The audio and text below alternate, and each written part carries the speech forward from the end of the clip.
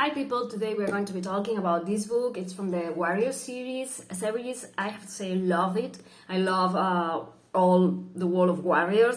I used to read the books as soon as they came out, but then I lost my Shikat, and it's been like a bit since the last time I picked one of them, and this one had been on my library for quite some time because I had to skip it. I don't know how. When it came out, I didn't realize it had come out, and yeah, well, okay, it had been lying around. I had been in a reading slump, and I thought, let's pick one of those books that I usually love. So, and it worked. I read this one in like one day, and I have to say, it's amazing. Also, I think that Erin Hunter's team they still write middle grade, but I think that it's somehow more mature middle grade because there's lots of topics and different themes and different things that are happening that I feel like they are more mature. Also, maybe it's like Disney movies that kids and adults can see them and everyone takes something different from the movie. I think it's the thing that happens with these books. And I have to say that I love this one to bits. And yeah, I read it overall like 4 stars.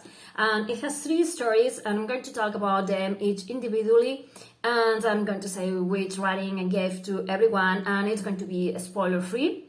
But yeah, some of them are stories about characters that we already know, so we know where they are in the world right now. So yeah, anyway, I'm going to try to keep it as spoiler free as possible. The first story is Pebbleshine's kids. If you remember, we have those 2 she-cats who are found alone without the mother in the Broken Coat series.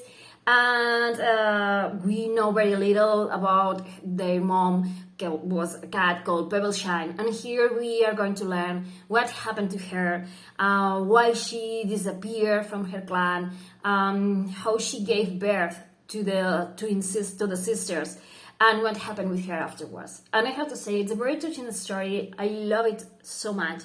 For me, it's the favorite of this book. I read it 5 stars over 5. And as I say, it was very touching, and maybe this book has affected me in a different way because I have lost my she-cat very recently, and maybe that's why it resonated with me. But I did love to see this smart, brave cat fighting to survive, trying to keep herself going, trying to get back to her clan, and wanting her kids to be born inside her clan, and protecting them, and doing anything she can to assure that they are going to survive and be okay. And the ending was very touching, although we know that something happened to her. Here we are going to have it explained, and for me it was kind of devastating. And it was like, yeah, it's a beautiful story about a mother's love, and and about what a cat is willing to sacrifice to protect those who she loves. And for me it was an amazing story. And the second story is Tree's Rots. And we all know Tree, the yellow cat who can speak to ghosts, and it's an amazing cat. I wrote this one 5 stars too.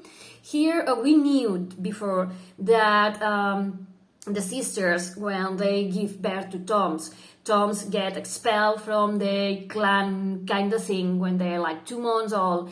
And we knew that Tree was, sent away, and we met him as a loner on the regular series, and we ended up discovering that he was a son of the sisters in very recent books. And we knew that he was sent away and all of that. And in this book, we are going to realize what he meant for him to be sent away when he was so young, and obviously not prepared to face the world that was around him. When we met him, he's like a very self-assured cat. He talks to ghosts. He's very smart. But in this moment, we meet him when he's very young. He has lost a very dear friend who is dead, and they were supposed to go away together. So he finds himself alone and unprepared, as I say, until he meets a cat called Root. And the cat, I'm not going to reveal much more about the cat, but he decides to train the little cat and try to teach him how to survive out there.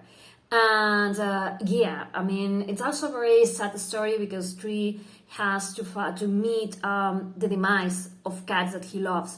So he decides that he wants to be a loner too. He doesn't want to belong to a clan. He doesn't want to love any cat because, he's better off without suffering when they go away or they die or something.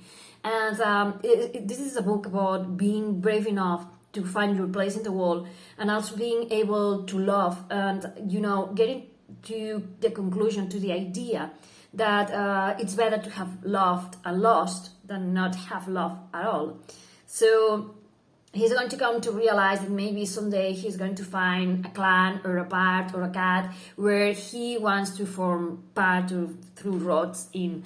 And yeah, I mean, it's amazing. I'm not going to say much more about this story because I think, yeah, it deserves to be as spoiler free as possible because there is not much that we knew about how scared he was and everything. So yeah, it's amazing. And Tweety is a cat that I really love. So yeah. And for me, the story that I like less is Mothwing's Secret, which will be like a 3 or 4 stars for me over 5. And that's why, because yeah, we get it. Mothwing is a medicine cat. She doesn't believe in a SkyClan, which I think it's very revealing and it's something very fast forward thinking. I like that. Since the very beginning, SkyClan has been a very real thing, and we know they exist, and we know that medicine cats commune with them and get guidance from them.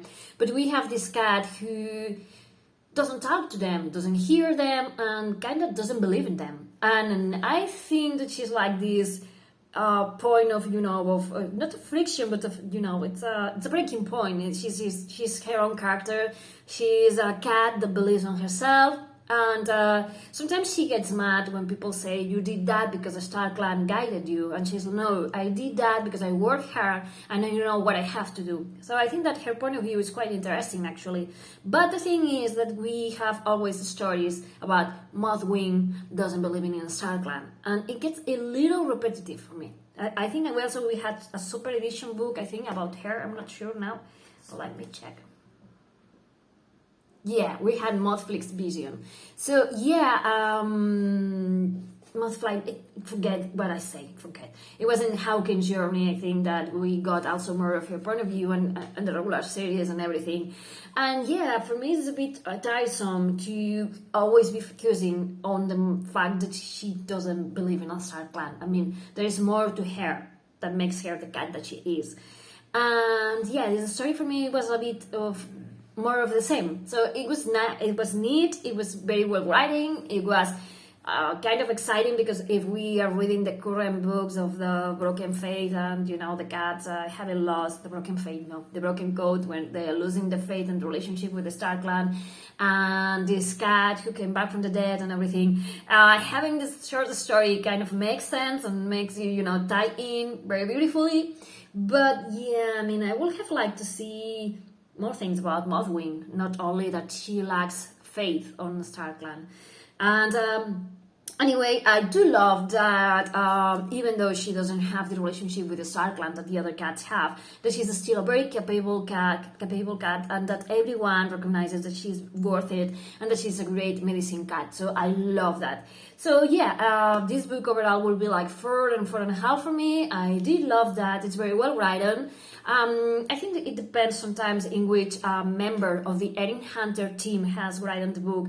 It makes it for a better book or a better story. And this one for me has been a winner. So yeah, thank you for watching. Bye.